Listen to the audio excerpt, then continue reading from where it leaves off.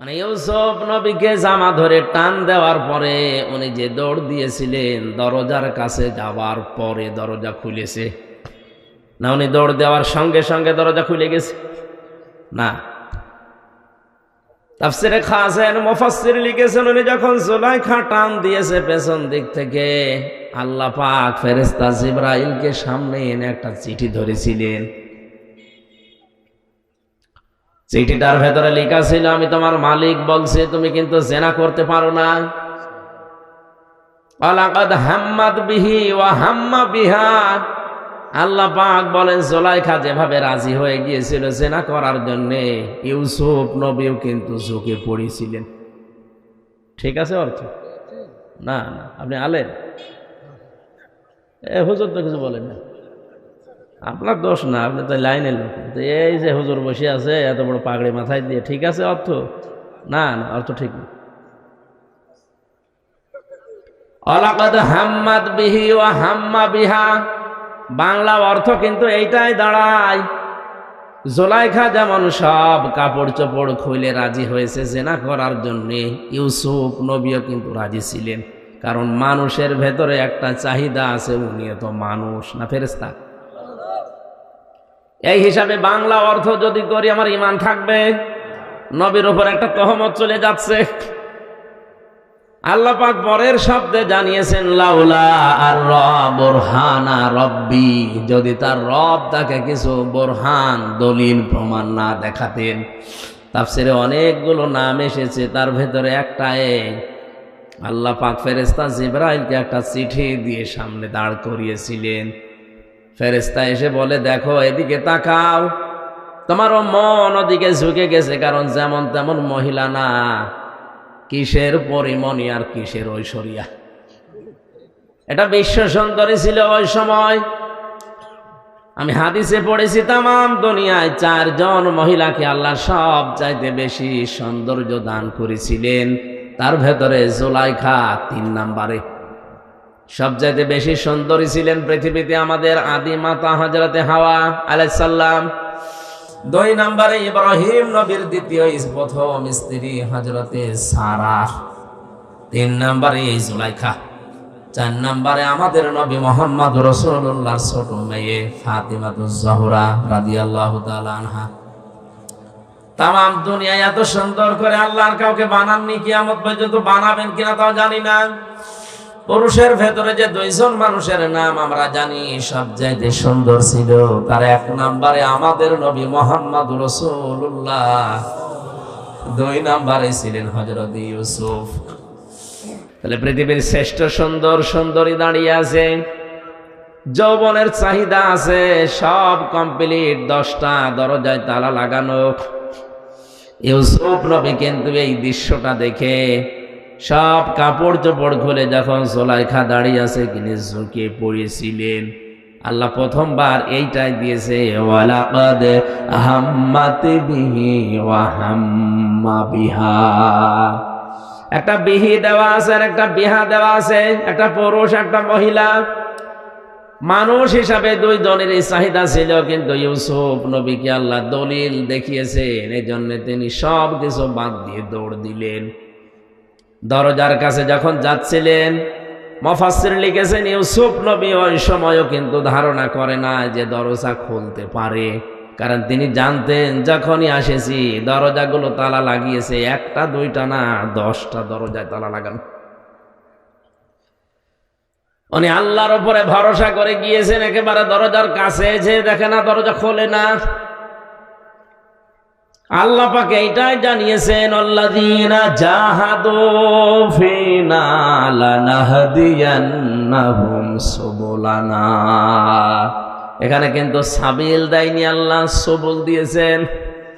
কোন মানুষ যদি আল্লাহর পথে চেষ্টা করে চলার জন্য সিদ্ধান্ত নিয়ে, মহান আল্লাহ তাকে হেদায়েতের রাস্তা দেখাতে হাজারো দরজা খুলে দেন। আপনি শুধু দাঁড়িয়ে যাবেন। ঈমানের উপরে এই কঠিন পরিস্থিতিতে, যৌবনের চরম মুহূর্তে, এত বড় পদস্খলন যেখানে হওয়ার কথা, টিকেছিলেন। আল্লাহ এইটা লক্ষ্য করেছিলেন যে এত কঠিন জায়গায় টিকে থাকা অত সহজ না। কারণ বানিয়েছে কে? ভেতরের অবস্থা জানে কে? এরপরে ইউসুফ নবী যে পরীক্ষায় পাশ করে দরজা পর্যন্ত এসেছে, আল্লাহ পাক বলেন এবার আমার কুদরত আমি দেখালাম। দরজার কাছে এসে উনি কয়েক সেকেন্ড দাঁড়িয়েও ছিলেন, পেছনের দিকে তাকিয়ে দেখে যে মহিলা পেছন থেকে টান দিয়েছিল জামা ছিঁড়ে তার হাতে এক টুকরা চলে গেছে, ধরতে পারে নাই। ইউসুফ নবী পেছনে ঘুরে সামনে ঘুরে দেখলেন দরজা খুলে গেছে। আপনি যদি টিকে থাকতে পারেন, সর্বশেষ যে জায়গায় আপনার রাস্তা শেষ, ওখান থেকে আমার আল্লাহর রহমত শুরু হয়। ইন্নাল্লাযীনা ক্বালু রাব্বুনাল্লাহু সুম্মা ইসতাকামু তাতানাজ্জালু আলাইহিমুল মালাইকা। আল্লাহ পাক বলেন, কোন মানুষ যখন বলে আল্লাহ তুমি আমার রব, এ কথা বলার পরে টিকে থাকতে পারে, দৃঢ় হতে পারে, সিদ্ধান্ত নিয়ে অটল থাকতে পারবে, পৃথিবী একদিকে কিন্তু আমার রব একদিকে, এই মনে করে যারা ঈমানের উপরে থাকতে পারে, তাতানাজ্জালু আলাইহিমুল মালাইকা, তাদের বিপদে আপদে আমি আল্লাহ ফেরেশতা নাযিল করে সাহায্য করি। দিনাজপুরবাসী কোরআনের এই আয়াতের দিকে তাকান। তাতানাজ্জালু এটা মোজারে, বর্তমান ভবিষ্যৎ, প্রেজেন্ট ফিউচার। মালাকুন এক বচন, মালাইকা বহু বচন। আল্লাহ কেন এই শব্দগুলো আয়াতের ভেতরে দিলেন? কিয়ামত পর্যন্ত যারা সত্যি আল্লাহকে রব বলে কঠিন পরিস্থিতিতেও টিকে থাকতে পারবে, আপনি নিরপেক্ষ দৃষ্টিতে শোনেন, আল্লাহর কসম এ কোরআনে কারিম আমার সামনে, আমি নিজে এই বাস্তবতা দেখে এসেছি। আল্লাহ যে ফেরেশতা নাযিল করে তাদেরকে সাহায্য করে, ফেরেশতা এসে কি বলে? আল্লাহ তাখাফু ওয়ালা তাহজানু, কোনো ভয় নেই, কোনো চিন্তা নেই। কিসের ভয়, কিসের চিন্তা? হয়তো ওই লোকটা ওই সময় মারা যাওয়ার মুহূর্তে চিন্তা করতে পারে, আল্লাহ যে কঠিন জায়গায় আমি আছি, কঠিন পরিস্থিতিতে আছি, এ জায়গায় থাকা অবস্থায় যদি আমি মারা যাই, তাহলে আমার সন্তানের কি হবে, আমার স্ত্রীর কি হবে, আমার যে সম্পদের পাহাড় আছে, আমার বিভিন্ন ব্যবসা প্রতিষ্ঠান আছে, এগুলোর কি হবে, কে দেখবে? আল্লাহ পাক যেন কানে কানে ফেরেশতাদেরকে দিয়ে বলাই, বল তোর কোনো চিন্তা নেই, তুই চলে যা, তোর ওগুলো আল্লাহ দেখবে। এটা বলার কথা কারণও আছে। জেলখানাতে থাকার সময় এক কয়েদি, এক কারারক্ষী এসে বলছে, হুজুর একজনের ফাঁসি হওয়ার কথা, রাত 10টা 1 মিনিটে ফাঁসি। ওনারে মাগরিবের পরে বললাম, স্যার আপনার ফাঁসি হবে, আপনি প্রস্তুতি নেন। উনি বলছে, কারারক্ষী ভাই আর কয় ঘন্টা আছে? বলে এখনো 3 ঘন্টা।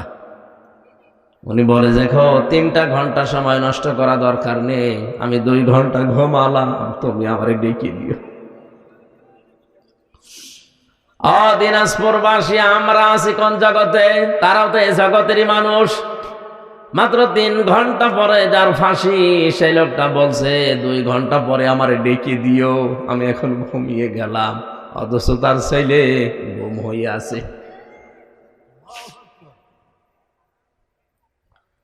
বাংলাদেশে 10 জন যদি ম্যাগনেট থাকে, তার ভেতরে সে একজন। লক্ষ লক্ষ মানুষের কর্মসংস্থান তৈরি করেছে যে লোকটা, মাত্র আর 1টা ঘন্টা বাকি আছে, ওর ঘুম আসলো কি করে? কারারক্ষী আমারে কেঁদে কেঁদে এই কথাই বলছিল। ওর বাড়ি মানিকগঞ্জে, তোরা বাড়ি না কি নাম যেন। বলছে, হুজুর এই দৃশ্য দেখে দেখলাম ঠিক লোকটা ঘুমিয়ে গেল, 2 ঘন্টা পরে ডেকে দিলাম। উনি উঠে গোসল করে ওযু করে এশার নামাজ পড়ে, নফল নামাজ পড়ে আমারে বলছে, এবার চলেন। নতুন জামা কাপড় পরেছে, মনে হচ্ছে শ্বশুর বাড়ি যাবে। আল্লাহ পাক বলেন ফেরেশতাদের দিয়ে ওর কানের কাছে বলি, তোর কোনো চিন্তা নেই, তোর ছেলে গুম হয়েছে তাতে কি, তোর স্ত্রী আছে, তোর বিভিন্ন ব্যবসা প্রতিষ্ঠান আছে, সব আল্লাহ নিজের কুদরত দিয়ে দেখবে। আমি বিশ্বাস করেছি, কারণ ওই অবস্থা না হলে কোনোদিন একটা মানুষ এই মুহূর্তে ফাঁসির দড়ির দিকে যাওয়ার কথা না। এমনকি 2টা ঘন্টা ওর ঘুমও আসার কথা না। জেলখানায় সবচাইতে বেশি লাগে আমি জানি এই 3টা বছরে ঘুমের বড়ি, কারণ ঘুম আসতে চায় না। 24 ঘন্টা তো কোনো কাজ কাম নেই, শুধু বসে থাকা। এই লোকটার কাছে যদি আল্লাহর এরকম কিছু না আসতো, বলেন আপনার বিবেক দিয়ে ওর ঘুম আসার কথা? আয়াতের পরবর্তীতে আল্লাহ বলেন, আবশিরু বিল জান্নাতিল্লাতী কুনতুম তুআদুন। জান্নাতের সুসংবাদ গ্রহণ করো, যার ওয়াদা আল্লাহ তোমাদের সাথে করেছে। দিনাজপুরবাসী, আমি যেটা বোঝানোর জন্য পর্যন্ত এসেছিলাম, হযরতে ইউসুফ নবী কিন্তু চেষ্টা করার পরে আল্লাহর রহমত তিনি পেয়েছেন। কথা বলেন ঠিক কিনা?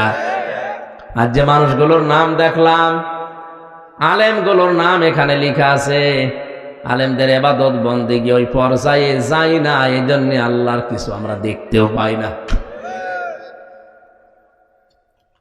3 নম্বরে আলেম বলা হয় তাদেরকে, যে মানুষগুলো আল্লাহর নিষিদ্ধ কাজ থেকে সুযোগ থাকার পরেও বিরত থাকে।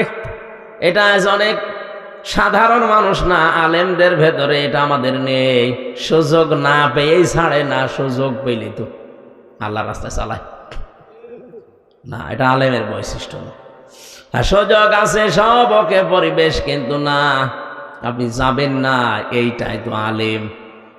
এদেরকে বলা হয় হক্কানি আলেম, যারা কোরআন নিয়ে গবেষণা করে, আল্লাহর ইবাদতে মনোনিবেশ করে, আল্লাহর নিষিদ্ধ কাজ সুযোগ থাকার পর ছেড়ে দেয়। এই 3টা গুণ যাদের আছে, এরা কি? আরো জোরে বলেন। এরা সাধারণ ভাবে আলেম, কিন্তু হক্কানি আলেম না। হক্কানি আলেম বলা হয় তাদেরকে, যাদের 3টা জায়গায় পাওয়া যায়। ইমাম ইবনে তাইমিয়া এর পরে লিখেছেন, আজ বাংলাদেশের 48,000 দরবার থেকে আওয়াজ আসে যে আমার দরবার হক দরবার, এইটাই হক্কানি দরবার। আরে হক্কানি দরবার হতে হলে, হক্কানি আলেম দাবি করলে আপনাকে 3টা জায়গায় পাওয়া যাবে। ইমাম ইবনে তাইমিয়া বলেন, হক্কানি আলেমদেরকে আপনি যদি দেখতে চান, তাহলে কবরে যান, মাটির নিচে পাবেন। কথা বলেন না কেন? ইমাম আবু হানিফা কি ছিলেন? হক্কানি আলেম। কি ছিলেন? জেলখানায় 8 বছর জেলে থাকার পরে তাকে বিষ দিয়ে মেরে ফেলেছে। ইমাম মালিক রহমতুল্লাহ আলাইহি 42 দিন রিমান্ডে ছিলেন। তার এই হাত বাহু থেকে ডিসকানেক্ট হয়ে গিয়েছিল, যে পেছনে বেঁধে রাখে হ্যান্ডকাপ দিয়ে। আমিও প্রায় 11 ঘন্টা পেছনে হ্যান্ডকাপ দিয়ে চোখ বেঁধে মাথায় দড়ি দিয়ে টাঙিয়ে রেখেছিল 11 ঘন্টা। দুপুর 2টা থেকে শুরু করে রাত 11টা পর্যন্ত। নামাজও ওই শুধু ইশারায়, কোন জায়গায় যেন নিয়ে গেল কিছুই জানি না। মাঝে মাঝে আওয়াজ আসে, খাড়া হন। কিন্তু খাড়া হয়ে আছে, কারণ মাটিতে আমার পা নেই। বলেন তো, আমি আর যাই হয়ে দেশে একজন পরিচিত মানুষ কিনা? কথা বলে না কেন? আমার নামের আগে অন্তত ভাঙ্গাচোরা একটা আলেম লেখা আছে কিনা? আপনি নিজেও জানেন যে কারণে নিয়ে আসলাম, এই কারণের সাথে কিছুই নেই।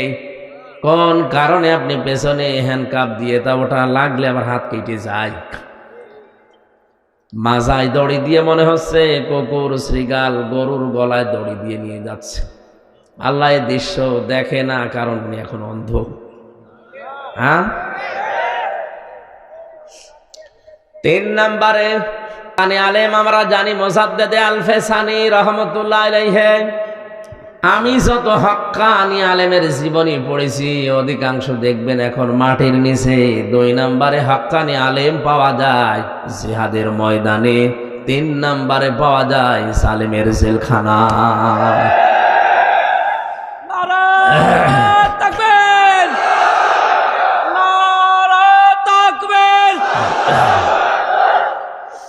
আমরা হক্কানি আলেম খোঁজার জন্য বিভিন্ন দরবারে যাই, গাছতলায় যায়, আস্তানায় যায়। কে বলেছে একটা অন্যায় দেখে যে লোকটা প্রতিবাদ না করে চুপ করে থাকে, নবীজির ভাষায় ওই লোকটা বোবা শয়তান।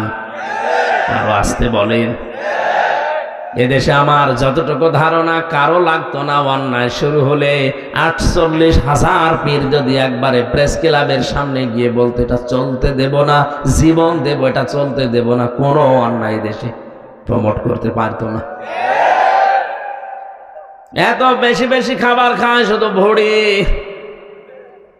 ভুড়ি ছাড়া কিছুই পাওয়া যাচ্ছে না। এত বড় বড় ভুড়ি হয়, আমার তো মনে হয় উকুন মারা যাবে।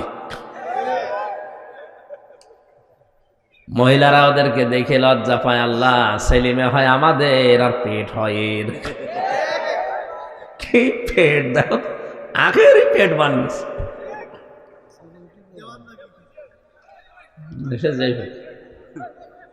এই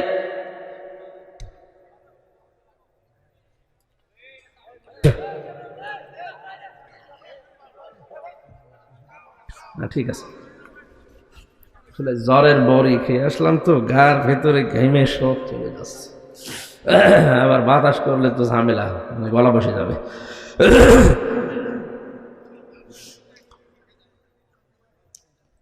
কোরআন নাজিল হওয়ার পর দিন থেকে আজকের এই দিন পর্যন্ত যত মানুষ কোরআন শুনেছে, শুনবে, এই শ্রোতা আল্লাহর ভাষায় 3 প্রকার। কয় প্রকার? এখানে যারা বসে আছেন আপনি মিলান তো কোন প্রকারে আছেন?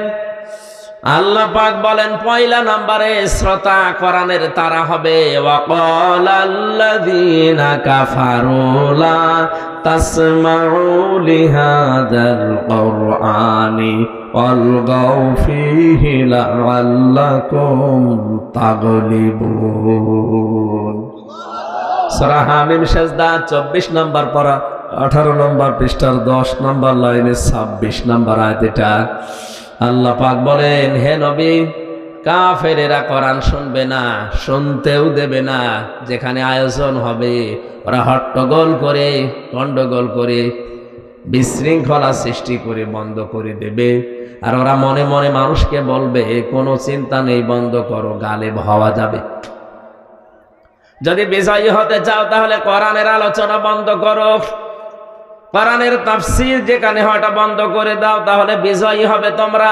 এই সিদ্ধান্ত কাফেরদের। কাদের? আরো জোরে বলেন, কাদের? কোরআনে কারিমের অনুষ্ঠানগুলো আজ বাংলার বিভিন্ন প্রান্তে যারা বিভিন্ন সোতানাতা ওসিলা দিয়ে বন্ধ করে দিচ্ছেন, আল্লাহর কসম আপনিও কাফের। আপনার নামের আগে যতই মুসলমান লেখা থাক, আর আপনার ওই যে কাঁটা আছে আগা, মনে করছেন আগা কাটা, আমি মুসলমান না। আগা কেটে দিলে মানুষ মুসলমান হয়, তাহলে ছাগল কি ছাগল মুসলমান না? আপনি তো মুসলমান ঠিক ওই ধরনের ছাগলের মতো। তাহলে কোরআনের প্রথম শ্রোতাই হচ্ছে কাফেরেরা। কোরআন শুনলে বাধা দিত। এখন যদি বলেন না, ও হাজী সাহেবের নামের আগে মোহাম্মদ লেখা আছে, আরে ভাই ও হজ করে এসেছে কাবা শরীফ থেকে, আর কাবার সভাপতি ছিল আবু জেহেল। অত শুধু একবার হজ করে চলে এসেছে, আর ওই ঘরের সভাপতি ছিল। কোরআনের শ্রোতা 2 নম্বরে তারা, ওরা শুনতেও আসে, বিশ্বাসও করে। আমির হামজা বানিয়ে বলবে না, আল্লাহর কথাই বলবে, শোনেও মন দিয়ে। ওয়াইদা কিলা লাহুম তাআলাউ ইলা মা আনজালাল্লাহু ওয়া ইলার রাসূলি রাআইতাল মুনাফিকিনা ইয়াসুদ্দুনা আনকা সুদুদা। সূরা নিসা 5 নম্বর পারা 7 নম্বর পৃষ্ঠার 1 নম্বর লাইনের 61 নম্বর আয়াত। এটা ফি জিলাল কোরআন তাফসিরে আছে। হে নবী, যখন ওদেরকে বলবেন আসো আল্লাহর বিধানের দিকে, রাসূলের আদর্শের দিকে, রাআইতাল মুনাফিকিনা, আপনি দেখবেন মুনাফিক যারা, ওরা শুনতে এসেছিল, বিশ্বাসও করছিল, কিন্তু যখন দেখবে যে এগুলো তো আমাদের বাস্তবের সাথে মেলে না, কারণ আমরা যে রাস্তায় হাঁটি সে রাস্তায় এগুলো মিলছে না, তখন আস্তে করে পেছন দিক থেকে তারা কেটে পড়বে। এগুলো নির্ভেজাল টাটকা মুনাফিক। মোনাজাতের আগে দেখেন কোনটা ওঠে না, তাহলে একেবারে ওঠাউঠি করার দরকার নেই। আমি গুণ বললাম। 3 নম্বরে কোরআনের শ্রোতা তারা। আল্লাহ পাক বলেন, ইন্নামাল মুমিনুনা আল্লাযীনা ইযা যুকিরাল্লাহু ওয়াজিলাত কুলুবুহুম وإذا تليت عليهم آياته زادتهم إيمانا وعلى ربهم يتوكلون। সূরা আনফালের 2 নম্বর আয়াত। এখানে একটা তথ্য আছে, এই ভালো করে শুনুন, বাইরে যে গীবত করবেন না। মত পার্থক্য থাকতে পারে এই আয়াতের ব্যাপারে আলেমদের, কিন্তু একটা মত তো আপনি নিতেই পারেন। একটু ভালো করে শুনবেন। এটা যদি বুঝে আপনি আমল করতে পারেন, আমার যতটুকু কোরআনের উপরে বিশ্বাস আছে, বাস্তবতায় আমি যা দেখছি এদেশের হাজারো দরবার এমনি বন্ধ হয়ে যাবে। একটু মিলান তো। আল্লাহ বলেন কোরআনের 3 নম্বরে, তারা যাদের সামনে আল্লাহর আয়াত পড়লে ওদের অন্তরাত্মা কেঁপে ওঠে, ওদের কলবে কাঁপ ধরে। কোথায়? বলেন বলেন। ওয়াইদা তুলিয়াত আলাইহিম আয়াতুহু যাদাতুহুম ঈমানা। আরে মানুষগুলোর সামনে কোরআনে কারীম তেলাওয়াত করলে যখন ওরা বোঝে, অনুধাবন করে, উপলব্ধি করতে পারে, তখন ওদের ঈমান যা আছে আরো বেড়ে যায়। কোরআনের আলোচনা ঈমান বাড়ে ঈমানদারের। কার? আরো জোরে বলেন। এ কোরআন নবীজি আবু জেহেলের সামনেও পড়েছিলেন, আবু বকরের সামনেও পড়েছিলেন। দুইটার নামের আগে কি আছে? আবু। বলেন বলেন। এক আবু জেহেল কোরআন শোনার পরে ওর শয়তানি বেড়েছে, আর এক আবু বকর কোরআন শোনার পরে ওনার শয়তানি না, ওনার ঈমান বেড়ে গেছে।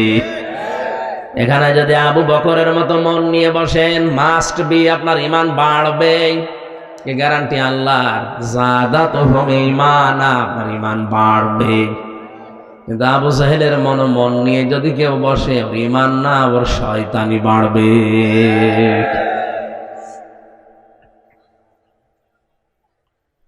আমরা জানি পৃথিবীতে যদি কাউকে জিনে ধরে, ভূতে ধরে, পরিতে ধরে, আমরা দেখি তাকে সূরা নাস ফালাক আয়াতুল কুরসি পড়ে ফু দিলে চলে যায়।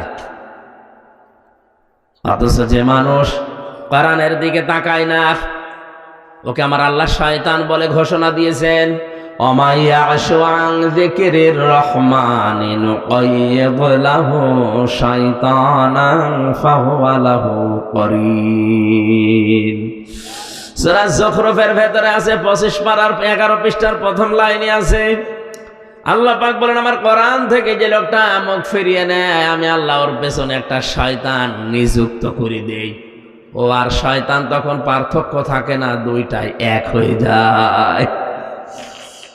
একটু খেয়াল করেন, শয়তান আল্লাহর বিধান লঙ্ঘন করেছে একটা, কয়টা?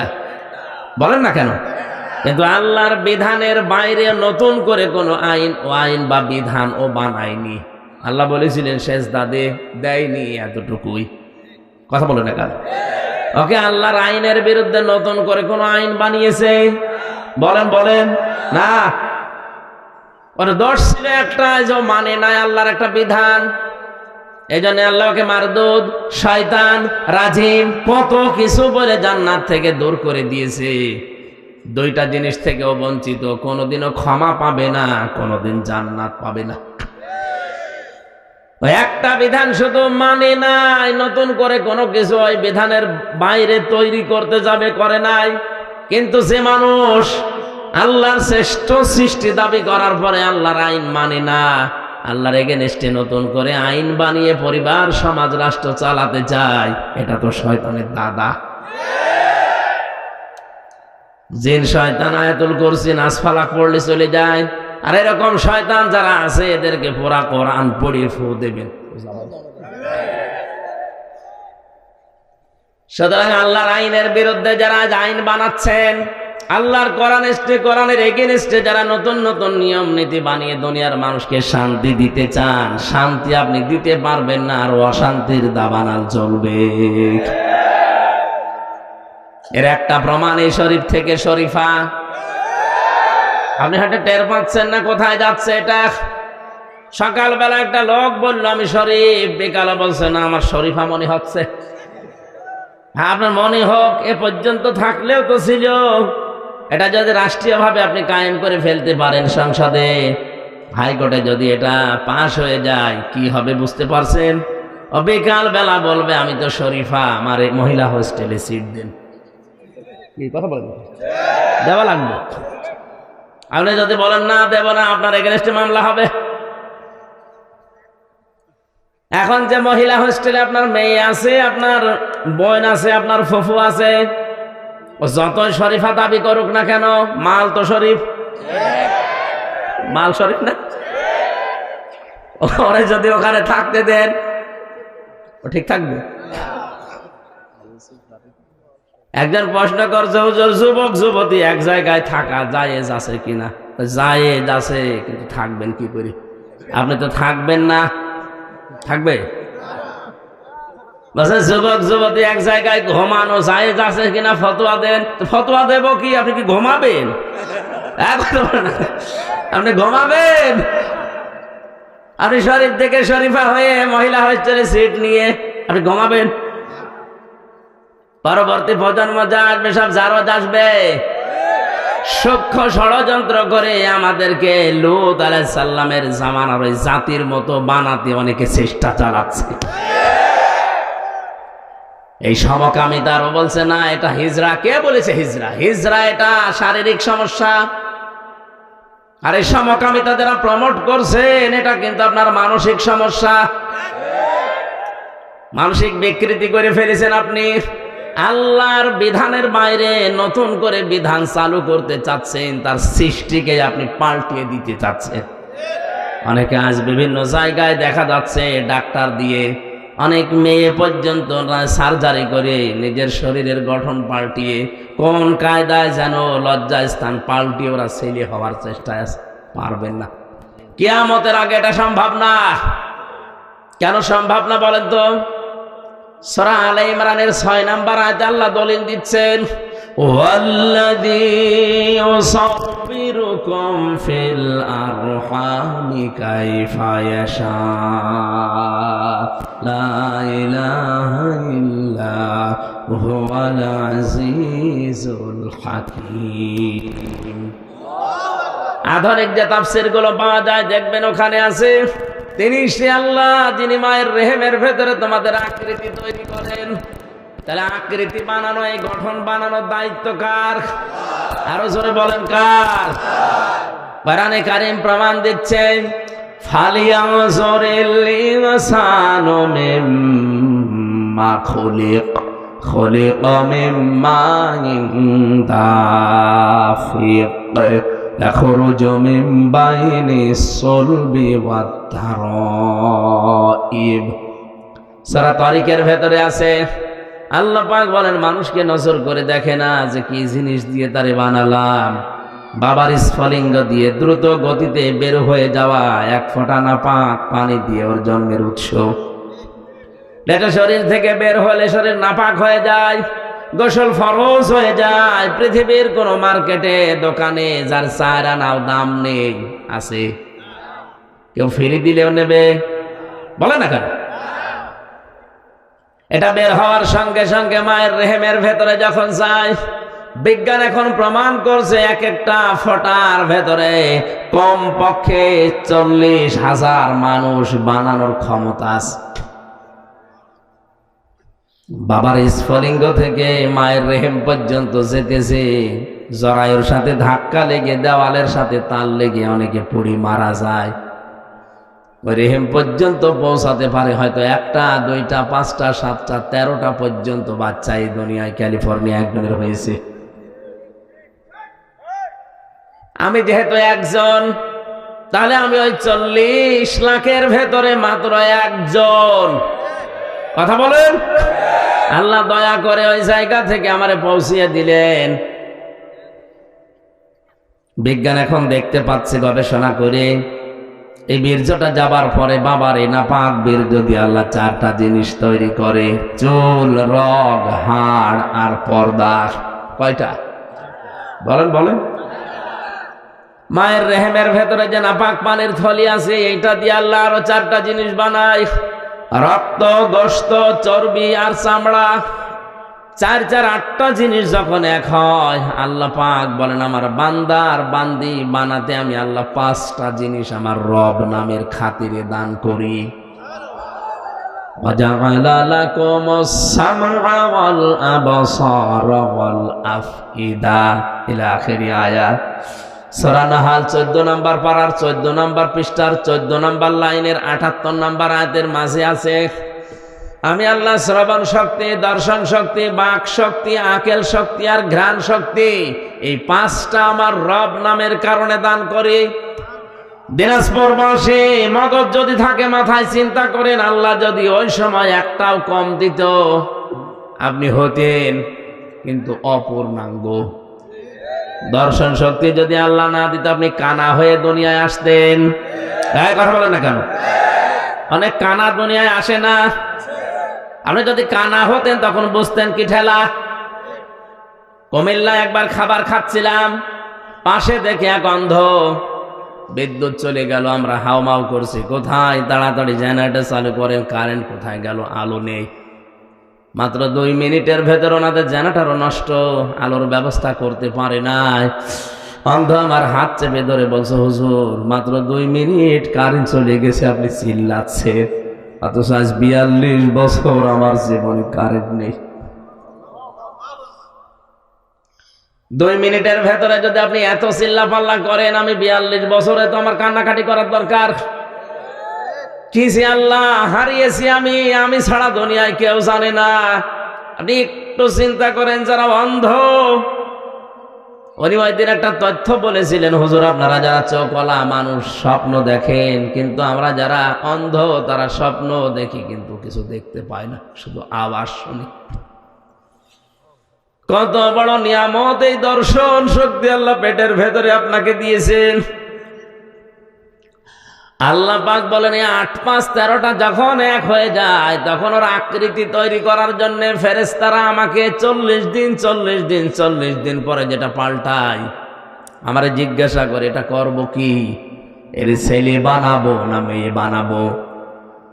ইয়াখলুকু মা ইয়াশাউ ইয়াহাবু লিমান ইয়াশাউ ইনাসা ওয়া ইয়াহাবু লিমান ইয়াশাউ যুকুর। সূরা শুরার 49 নম্বর আয়াতে আছে, আল্লাহ পাক বলেন তিনি সৃষ্টি করেন যেভাবে ইচ্ছা, কাউকে মেয়ে কাউকে ছেলে। এই যে কাউকে মেয়ে কাউকে ছেলে, সিদ্ধান্ত আসে কার থেকে? বলেন বলেন। আল্লাহ সিদ্ধান্ত নিয়ে লোকটাকে বানিয়েছে পুরুষ ছেলে।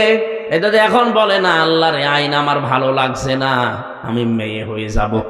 আল্লাহর চাইতে বেশি বোঝে। সুতরাং পাগলামি যারা করছেন আপনারা থামেন। আপনারা কোন উদ্দেশ্যে করছেন কেউ ধরতে না পারলো, আলেমরা ধরে ফেলেছে। জাতিকে আপনারা আল্লাহর গজবে ফেলার জন্য চেষ্টায় আছেন। লূত নবীর জামানায় এই গণাটা চালু হওয়ার কারণে আল্লাহ তাদেরকে ধ্বংসই শুধু করেননি, ওই জায়গাটা ডেড সি, মৃত সাগর বানিয়ে দিয়েছে জর্ডানে। এখনো পৃথিবীর ইতিহাসে আছে না নেই? ওখানে কোনো কিছু ডোবে না, সব ভেসে থাকে। আপনি নিজে দেখে আসেন। এই গজবের যদি বাংলাদেশেও গ্রাস করে আর চালু হয়ে যায়, আল্লাহর কসম এই সমকামিতার কারণে বাংলাদেশটা আল্লাহ ডুবিয়ে দিতে পারে। এমনিতে ডোবার ভেতরে আছি আমরা। কক্সবাজারের যে বিশাল সমুদ্র, আমার মনে হয় 50 হাত উঁচু হয়ে যদি একবারে পানি আসে, এই দেশটা আর খুঁজে পাওয়া যাবে না। আপনি কার ভরসায় কাজ করেন? একটু ভয় আসে না মনের ভেতরে?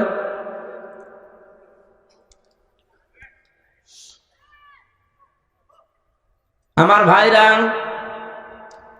কোরআনে কারীম থেকে তাফসীর আকারে যে কথাগুলো বলার জন্য আপনারা লিখে দিয়েছেন তাফসীরুল কোরআন মাহফিল, আমি 2 জায়গা থেকে 2 রকম আয়াত পড়েছি। রহমানের বান্দা কারা দুনিয়াতে তাদের 12টা গুণ অর্জন করা লাগে, আর বিশ্বনবী মুহাম্মদুর রাসূলুল্লাহকে আল্লাহ সতর্ককারী হিসাবে কি করতে পাঠালেন। এই যে মাস চলছে শাবান মাস, এই মাসেও কিছু সতর্কীকরণ আছে, কিছু কাজ আছে। আমরা অনেকেই মনে করি সবে বরাত মানে এই শাবান মাস না। এখানে প্রায় 5টা শিক্ষা আমাদের দেওয়ার জন্য শাবান মাস বছরে বছরে আসে। আজ আমার 33 বছর বয়স, প্রতি বছরে মাসটা কিন্তু আমার জীবন থেকে চলে যায়, একটা শিক্ষাও আমরা নিতে পারি না। হ্যাঁ নিয়েছি, শুধু খাওয়া। কথা বলেন না কেন? এ দেশের যত ইবাদত বন্দেগী আমরা দেখতে পাচ্ছি অধিকাংশগুলোই খাওয়া ভিত্তিক। সবে বরাতে খাওয়া, সবে কদরে খাওয়া, সবে মেরাজে খাওয়া, মানুষ মরে গেলে খাওয়া, জন্ম হলে খাওয়া। এই কথা বলছেন এটা? খাওয়া ছাড়া কোন ইবাদত আছে আপনি দেখান, নেই। আর মুসলমানদের আর কিছু জানা না থাক, কি করে খাওয়া লাগে 2 নাম্বারই করে, এটা ভালো জানে। যে থাকা অবস্থায় আমার দাদা মারা গিয়েছিল,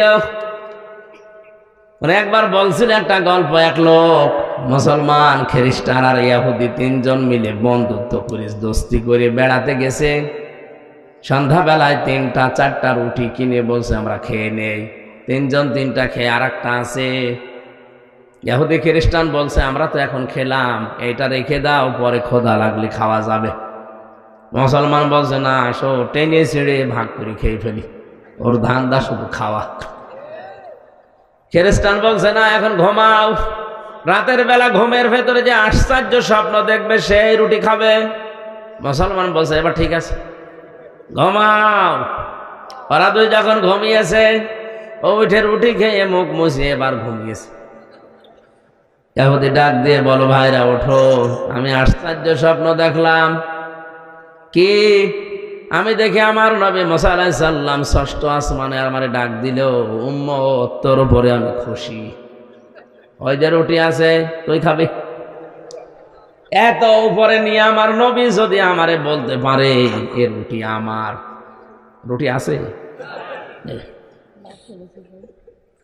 খ্রিস্টান বলছে তোমার স্বপ্ন হইল, আমার নবী ঈসা আমারে ডাক দিয়ে বুকের সাথে বুক মিলিয়েছে, কপালে চুমা দিয়ে বলে উম্মত তোর জীবনের উপরে আমি খুশি, ওই যে রুটি আছে তুই খাবি।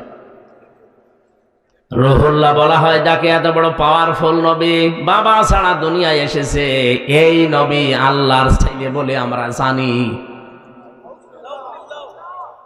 সুতরাং রুটি আমার। মুসলমান তো ওঠে নাও, জেগে ঘুমাচ্ছে।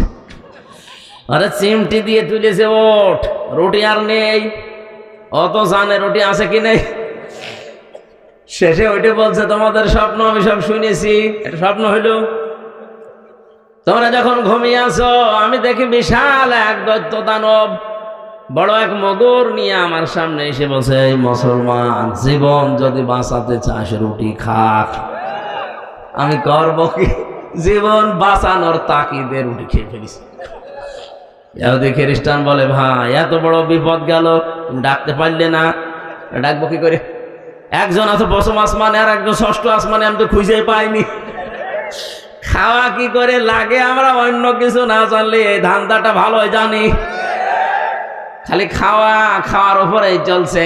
অথচ মুসলমানদের যে 2টা দিবস আমরা জানি, ঈদুল আজহা, ঈদুল ফিতরে শুধু খাওয়া না, আগে খাওয়াবেন এরপরে খাবেন।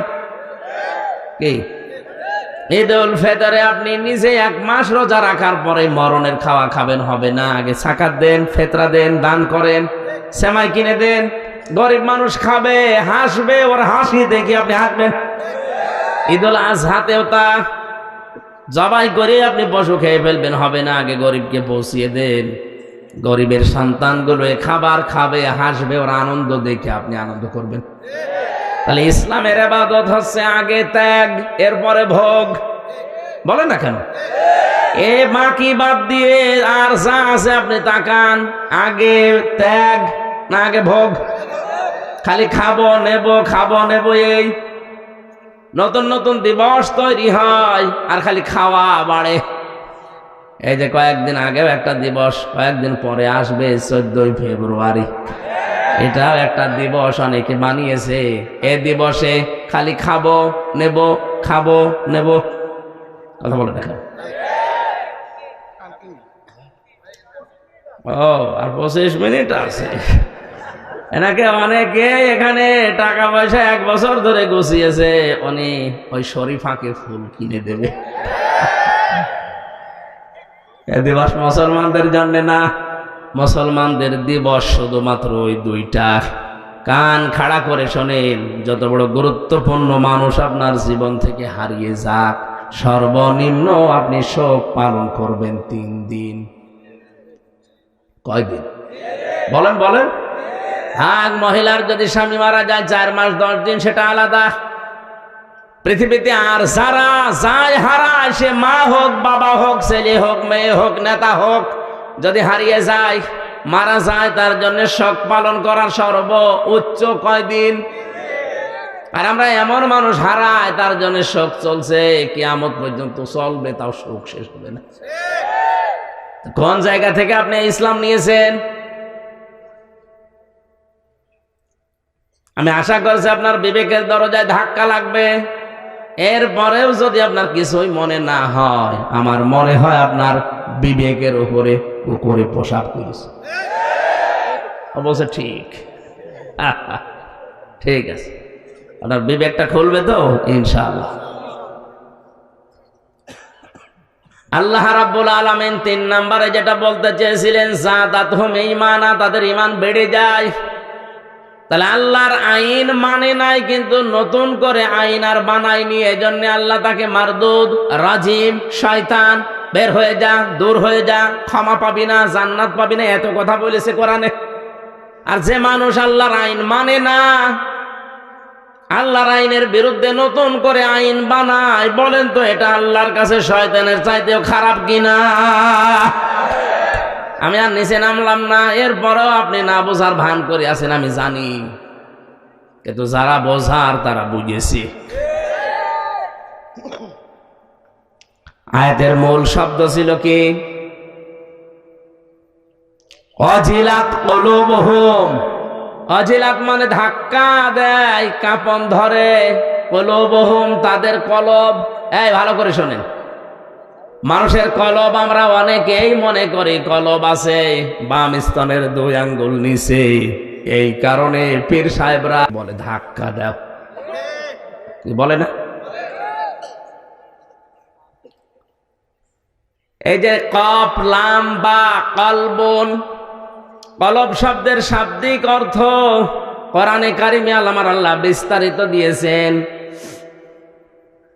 লাহুম কুলুবুন লা ইয়াফকাহুনা বিহা,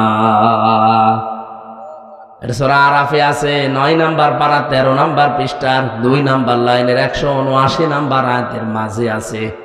আল্লাহ বলেন এদের কলব আছে, হৃদয় আছে, কিন্তু চিন্তা নেই। কি নেই? বলেন বলেন। এই কোন দিকে তাকিয়ে আছো? কি করা লাগবে? আরে ভাই ঠিক আছে, আমার সব মনে আছে, আগে ভালো করে শোনেন, আমি প্রশ্ন করবো পরে, যদি বলতে না পারেন আপনি এখানে বসাচ্ছেন।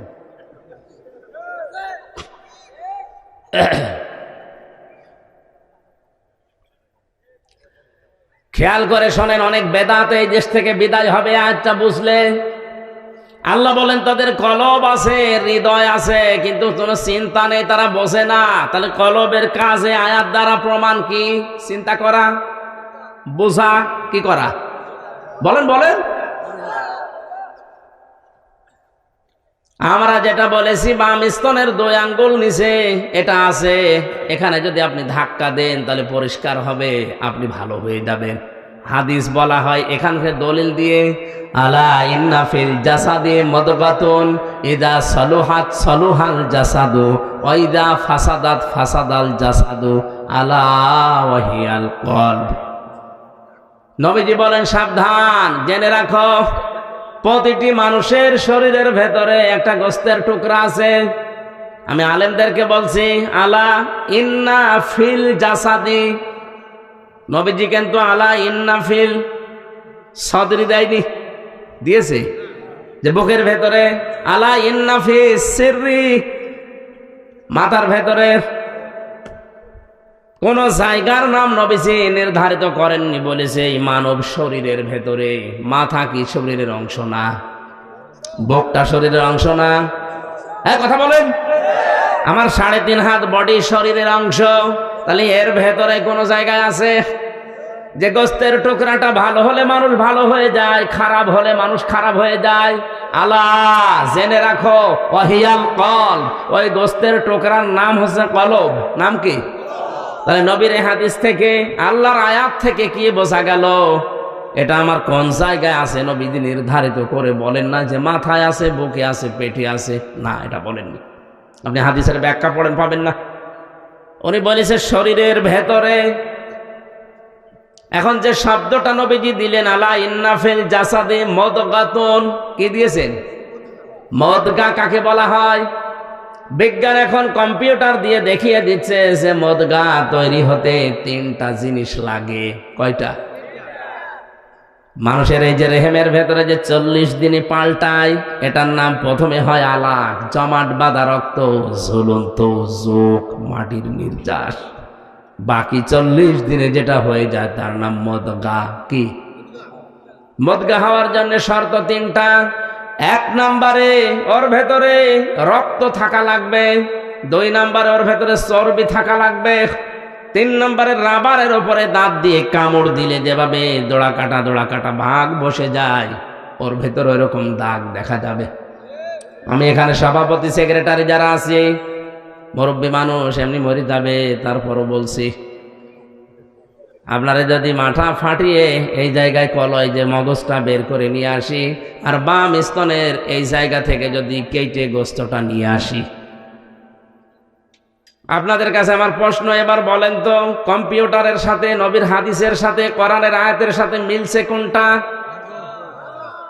আপনি মগজের ভেতরে দেখবেন দোড়া কাটা ভাব আছে, ওর ভেতরে রক্ত আছে, ওর ভেতরে চর্বি আছে। এক কথা বলছেন না? শুধু এইটাই না, মাথার ভেতরে 36টা জিনিস দেওয়া আছে। এর সামনে যেটা ফ্রন্টাল লব, অক্সিপিটাল লব, কম্পিউটার থাকলে আপনার এখানে আমি একেবারে হাতে কলমে দেখিয়ে বুঝিয়ে দিতে পারতাম। আপনি তারপরেও দেখবেন মানব দেহের এই যে বিভিন্ন জায়গায় যে জয়েন্টগুলো আছে, মাথার মগজ নিয়ে সব নিচে দেখতে পারবেন। কলবের কাজ চিন্তা করা। আল্লাহর নবীর ভাষায়ও এটা যদি খারাপ হয়ে যায় মানুষ খারাপ হয়। এবার আপনার বিবেক দিয়ে বলেন, মানুষ কি চিন্তা করে বুক দিয়ে না মাথা দিয়ে? বলেন সবগুলোই তো মিলছে এই জায়গা। হ্যাঁ, যদিও আলেমদের মতভেদ আছে এটা নিয়ে, কিন্তু মিলছে তো আমি দেখছি এই জায়গায়। তা আপনি যে বললেন বাম স্তনের 2 আঙ্গুল নিচে ধাক্কা মার, ওটা পরিষ্কার হবে, জিনিস তো ওখানে নেই, বুক ব্যথা হবে। আর আমার মনে হয় বাম স্তনের 2 আঙ্গুল নিচে যে গোস্তের টুকরা, ওইটা পরিষ্কার হলে মানুষ ভালো হয় না। মানুষ ভালো হয় যখন এইটা পরিষ্কার হয়। আজ এইটা পরিষ্কার নেই, এই জন্য ঘুষ খায়। এইটা পরিষ্কার নেই, এই জন্য জেনা করে। এইটা পরিষ্কার নেই, এই জন্য আল্লাহর বিরুদ্ধে আইন বানায়। এইটা পরিষ্কার থাকলে জীবনে কাজ করতে পারতো না।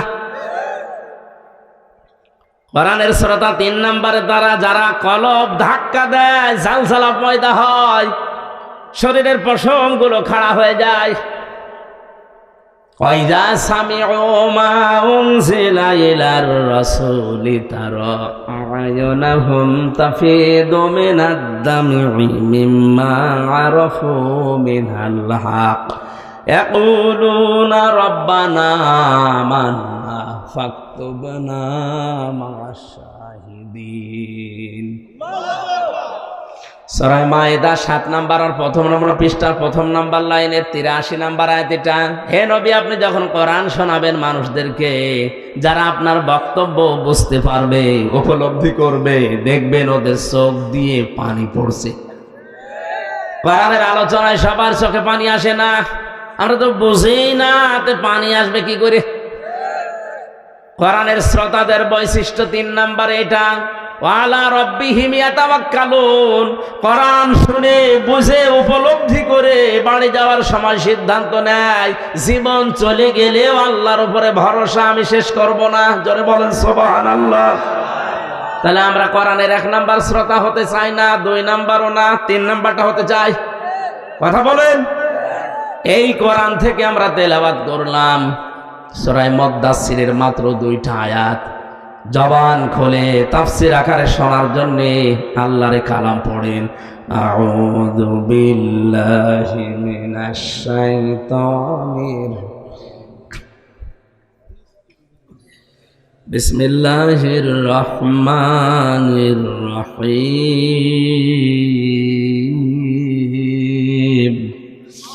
ইয়া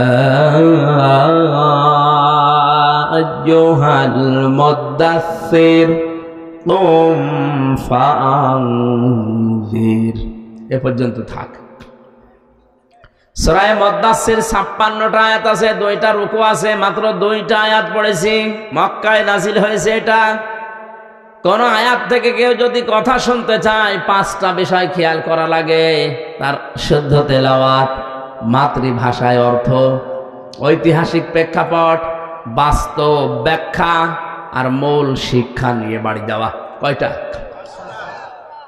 তাফসিরে ফি জিলালিল কোরআনের ভূমিকায় 5টা লেখা আছে। যে কোনো আয়াত থেকে কথা তাফসির শুনতে হলে প্রথমে তেলাওয়াত করবেন শুদ্ধভাবে। আমরা অন্তত যতটুকু চেষ্টা করি পড়েছি। মাতৃভাষায় অর্থ হচ্ছে, হে বস্ত্র আবৃত ব্যক্তি দাঁড়ান, মানুষদেরকে সতর্কবাণী শোনান। ঐতিহাসিক প্রেক্ষাপটের ভেতরে পেয়েছি বিশ্বনবী সর্বপ্রথম 5টা আয়াত পেয়েছিলেন 40 বছর বয়সে। কয়টা? এখান থেকে একটা শিক্ষা আছে, জ্ঞানী মানুষ যারা আছেন তারা খেয়াল করেন। ফেরেশতা জিবরাইল এসে সর্বপ্রথম তাকে বলেছিলেন ইকরা ইকরা ইকরা। উনি 3বার বলেছিলেন মা আনা বিকারি, আমি পড়তে পারি না। বলেছিলেন না? বলেন বলেন, কেন বললেন? 3বার ওনাকে বুকে চাপ দিয়েই বলেছে পড়ো। উনি বলছেন আমি পড়তে পারি না। কেন পড়তে পারেন না?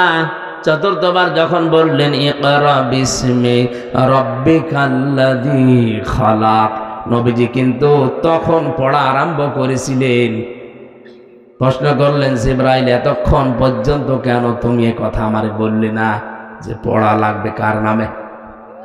তুমি খালি প্রথম থেকেই বলছো পড়ো পড়ো। তো কি পড়বো? কার নামে পড়বো? যখনই বললেন রবের নামে পড়ো, আমি পড়া আরম্ভ করেছি। শুধু আরম্ভ করিনি, 5টা আয়াত তোমার সাথে পড়েছি। এখান থেকে উম্মতদেরকে শিক্ষা দিতে চাইলেন, পৃথিবীর উম্মতেরা পড়তে বললেই পড়া যাবে না, পড়া দেখা লাগবে ওটা রবের নামে পড়া হচ্ছে কিনা। আজ আমাদের সিলেবাস গুলোর দিকে তাকান তো, রবের নামে পড়া আছে? আরো যেগুলো ছিল তুলে দিয়ে এমন এমন দৃশ্য যেখানে দিয়ে দিয়েছে, আমরা একবারও কি চিন্তা আসে না বিশ্বনবী নবুয়ত পাওয়ার প্রথম নাম্বারে শিক্ষা দিলেন উম্মতেরা পড়া পড়লেই হবে না, রবের নামে পড়তে হবে। রবের নামে না পড়লে মানুষ যে শিক্ষিত হয় কিন্তু জানোয়ার হয়, তার প্রমাণ আমি নিজে দেখেছি। এ চোখে দেখলাম একজন ওযু করছে, 5.5 বছর 6 বছরের ছেলে পায়ে পানি ঢেলে দিচ্ছে ছাত্র। ওস্তাদের পায়ে, শিক্ষকের পায়ে ময়লা আছে, এই জন্য ছোট্ট হাত দিয়ে পরিষ্কার করে দিচ্ছে পানি ঢেলে। আমি এইটাও দেখেছি এই চোখে। ভার্সিটিতে ক্লাস চলছে, শিক্ষককে ছাত্র জুতা দিয়ে পিটাচ্ছে যে শালা তোরে মেরেই ফেলবো। শিক্ষক বলছে বাবা তুই আমারে মাফ কর, জীবনে আর ক্লাস নেব না। বলছে না শালা তোরে আমি দায়িত্ব দিলাম, তুই করলি না, তোরে মেরেই ফেলবো। এটাও ছাত্র, ওইটাও ছাত্র। কথা বলেন না কেন? এটা কেবল শুরু করেছে। এ মানুষের মতো মানুষ হচ্ছে কারণে পড়েছে ইকরা বিসমি রাব্বিকাল্লাযী খালাক। ও পড়েছে কার নামে? আরো জোরে। আর ওইটা মাস্টার্স করার পরেও জানোয়ার হয়ে গেছে। কোরআনের শিক্ষা যাদের ভেতরে নেই ওরা যে জানোয়ার আমি নিজে দেখে এসেছি। আপনি মনে করছেন 33 বছর বয়স আর কি দেখেছেন, কি দেখেছে আপনি টের পাচ্ছেন না। বাস্তবে এমন এমন মানুষের সাথে সময় কাটিয়েছে, ওগুলো মানুষ বললে গোনা হবে।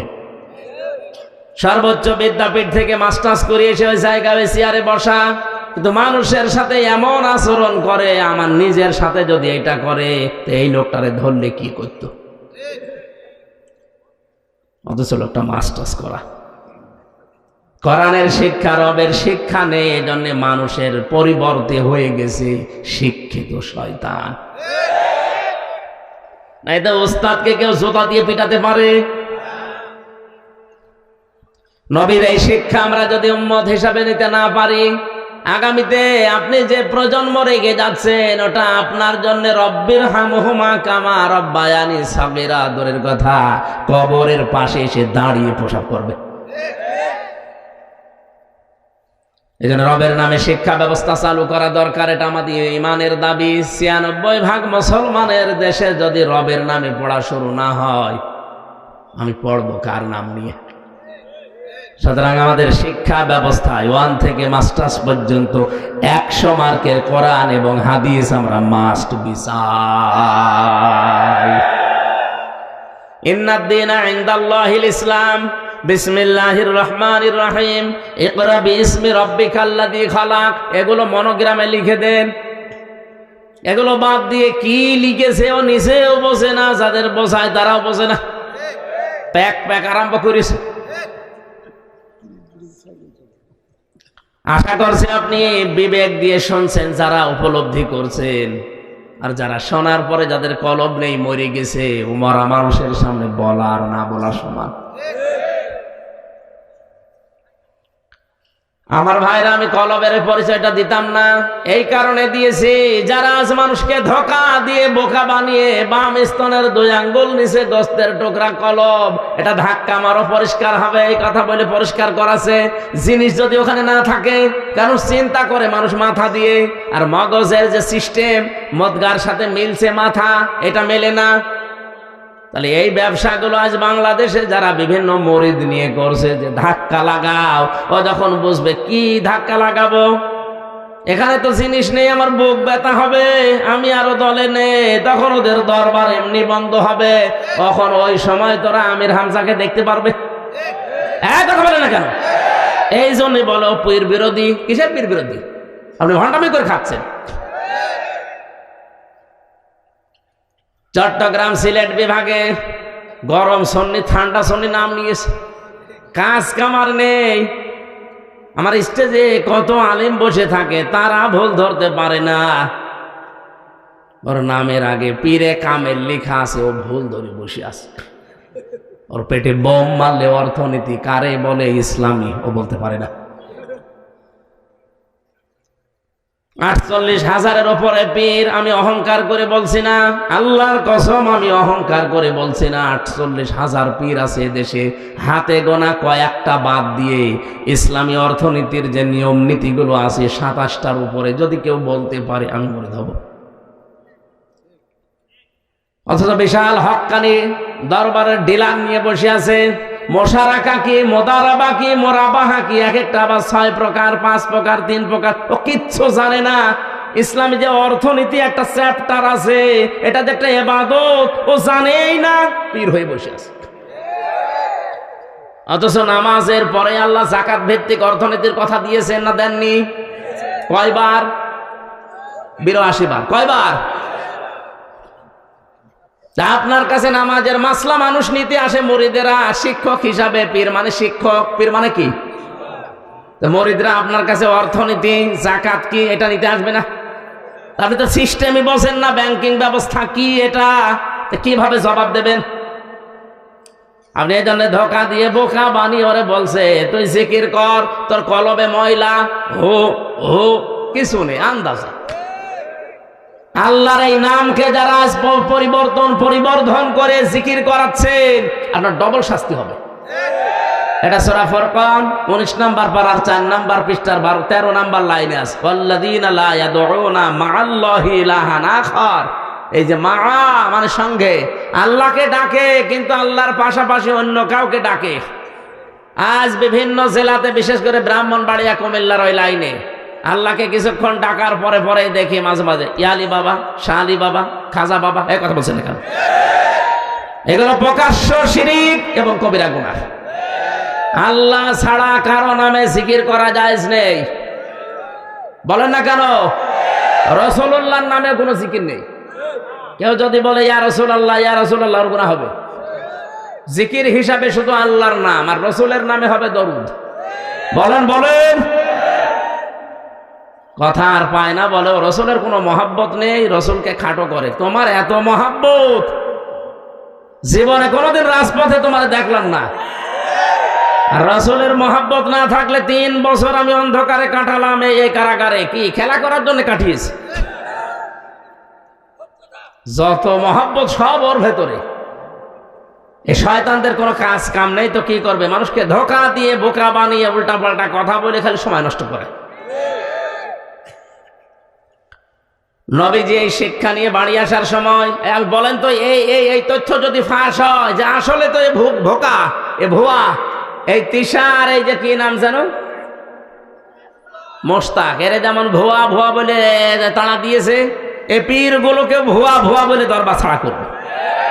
কারণ এখন তো অধিকাংশ মানুষ শিক্ষিত হচ্ছে, ওরা যখন দেখবে কম্পিউটারের মাধ্যমে আর এত মেলছে না, এত সব বানিয়ে বানিয়ে তো ধোকা দিয়ে বোকা বানাচ্ছে, তখন ওদের রাগ, ওরা তো বুঝে ফেলেছে যে হামজা সেই জায়গায় আঘাত করছে, এ জায়গা যদি প্রকাশ হয়ে যায় আমি যে ব্যবসা করে খাচ্ছি ব্যবসা মাঠে মারা যাবে। কথা তোলে অনেকে যে কিয়ামতে এক এক পীর নাকি লক্ষ লক্ষ মরিদ নিয়ে আসবে কিয়ামতে। কে বলেছে? পুরা মিথ্যা কথা। কিয়ামতে প্রতিটি মানুষ আল্লাহর সামনে দাঁড়াবে স্রেফ একা একা।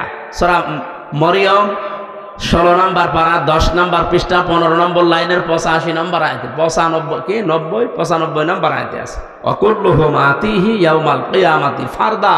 কিয়ামতে প্রতিটি মানুষ আল্লাহর কাছে দাঁড়াবে কয়জন করে? আর যেই লোকটা আয়াতের বিরুদ্ধে কথা বলে যে কিয়ামতে আমার পীর সাহেব লক্ষ লক্ষ মুরিদ নিয়ে আসবে, এটা কি আয়াতের সাথে মেলে? বলেন বলেন। এই যখন বুঝে ফেলে তখন বলে যে হামজা পীরদের বিরোধী, এরে আর আসতে দিও না। না, যে জিনিস যত ভালো তার নকল বের হয় তত বেশি। পীর সাহেব তো ভালো জিনিস, পীর মানে শিক্ষক। আপনি যেটা জানেন না ওনার কাছে জেনে নেবেন, তো জানবেন কি করে? নিজেই তো জানে না। পীর বাংলাদেশের চট্টগ্রামের মরহুম মাওলানা আব্দুল জব্বার, এইটা পীর। আর এমন এমন পীর বের হয় যা 30 তলা বাড়ি, লঞ্চের ব্যবসা করে, কোটি কোটি টাকার মালিক, সুপার মার্কেট, কোনো কিছুর অভাব নেই। আর পীর থাকবে না খেয়ে। মাওলানা আব্দুল জব্বারের থাকার মতো একটা কুড়ে ঘরও ছিল না, সব দিনের জন্য দিয়েছিল। আর আমরা এমন পীর, সুপার মার্কেট আমার। জোরে বলেন সুবহানাল্লাহ। এই ব্যবসায় যখন ভাটা পড়বে, মানুষ যখন জেনে ফেলবে, কারণ এটাই যে রেকর্ড হচ্ছে, কালকে সারা দেশে ছড়াবে। যখন দেখবে মানুষের না এত ধোকা দিয়ে বোকা বানাচ্ছে, তখন ওদের তো কিছু বলতে পারবে না, রাগ ধরবে আমার উপরে। প্রশাসনকে যে বলবে যে পীর বিরোধী, এ যেন আমাদের দিনাজপুরে না আসে। আর ওরা তো ওই রকমই, ও তো বোঝেও না কি ভালো কি মন্দ, মনে করবে যে হ্যাঁ পীর সাহেব বলছে, ঠিক আছে, ও হুজুরের আসতে দেবো, যে বন্ধ করে।